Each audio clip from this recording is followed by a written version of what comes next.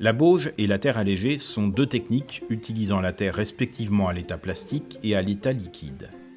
L'état optimum pour chacune des techniques est apprécié traditionnellement de manière empirique par l'expérience. En fonction des terres utilisées, les variations d'état hydrique sont plus ou moins rapides et impactent plus ou moins le mélange, sa mise en œuvre et la qualité de l'ouvrage réalisé. Ainsi, une terre limono-argileuse nécessitera l'adjonction de beaucoup d'eau pour voir son état hydrique se modifier significativement. En revanche, une terre limono-sableuse en nécessitera très peu.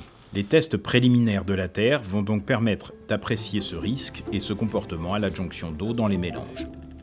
Même si un peu plus ou un peu moins d'eau ne semble pas affecter considérablement la mise en œuvre, ces variations peuvent avoir plusieurs types de conséquences.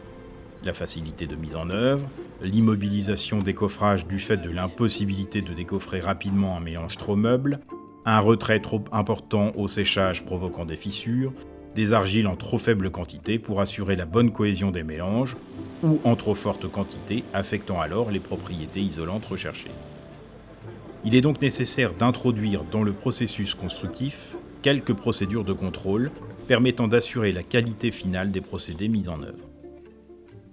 Concernant le mélange de la bauge, on recherchera un mélange suffisamment meuble pour pouvoir s'écraser sous la pression des pieds, d'un fouloir manuel ou de la main de manière à chasser les vides d'air et venir contre le coffrage. Pour évaluer cette plasticité du mélange fini, on prélève 1 litre de mélange que l'on va façonner en boule. Elle mesurera environ 12,5 cm de diamètre.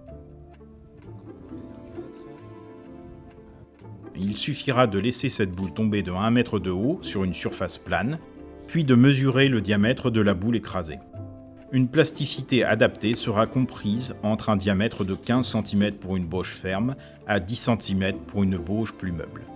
Au-delà de ces valeurs, la bauge sera soit difficile à compacter et pourra nécessiter un fouloir pneumatique pour chasser les vides, soit très collante mais trop meuble, ce qui nécessitera de laisser les coffrages en place plus longtemps, le temps qu'elles se raffermissent, mais plus embêtant, elle fissurera et offrira une résistance mécanique légèrement altérée du fait de la perte de densité. Concernant la terre allégée, c'est principalement la liquidité de la barbotine de terre qui est à contrôler avant de la mélanger avec la fibre. Ce contrôle se fera à partir de la barbotine tamisée ou préparée à partir de terre en poudre déjà tamisée. La procédure est simple et consiste à prélever à l'aide d'un verre-mesure 100 ml de barbotine fraîchement malaxée.